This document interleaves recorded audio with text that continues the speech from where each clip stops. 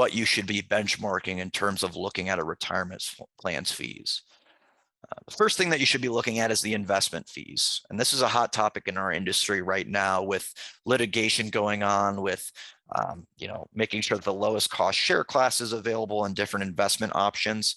You want to ensure that the investment fee that your participants are paying is appropriate and that all the costs that are associated are properly disclosed. So those investment fees are always going to be paid by the plan participants. The next piece that advisors should be looking at is the administrative fees of a retirement plan. So this is going to be your record keeping, compliance, trustee fees, custodians, things like that. Anything that's on an annual basis charged to the plan sponsor. And unlike investment fees, administrative fees can be paid for by either the plan sponsor or the participant.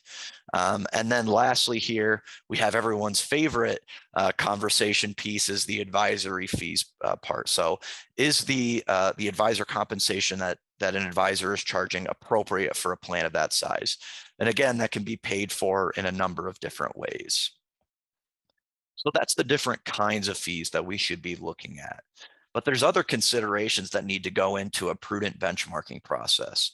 So not only are we looking at how much is the actual fee for, say, investments or record keeping services, we're also taking a look at who's going to pay that fee. Is it passed on to participants? Is it billed to the plan sponsor? Things like that are important for the participants and the plan sponsor to be aware of. How are they going to pay? Is it going to come out of the plan assets? Is it going to be a flat bill? And lastly, what pricing model is best for you in terms of structuring revenue sharing? Is revenue sharing something that you feel should be credited back to the participants? Is it okay if the record keeper retains that revenue sharing?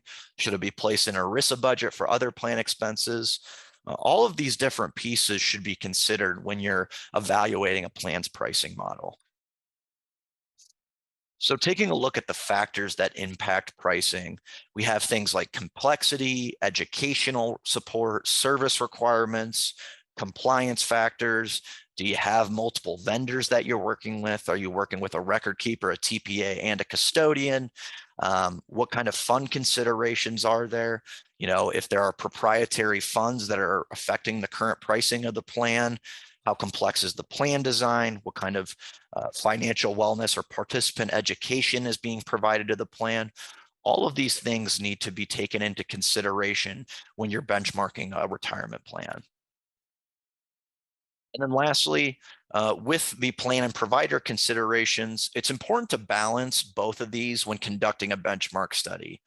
For the plan, you need to look at the plan size and the complexity of the service requirements and investment needs to make sure you do a proper benchmarking. So with the size and complexity, your service requirements, and your investment needs, as well as looking at the provider to see if they match the demographics of your plan, if their strength and experience match what your plan sponsor is looking for, and do they have the system capabilities to perform the service that your plan sponsor expects. Thanks a lot for watching today, folks. Again, my name's Luke Vandermillen. I'm with the PlanFees team. I can be reached at 949-305-3718 or lukev@planfees.com. That's V as in Veronica, lukev@planfees.com. Thanks again and have a great rest of your day.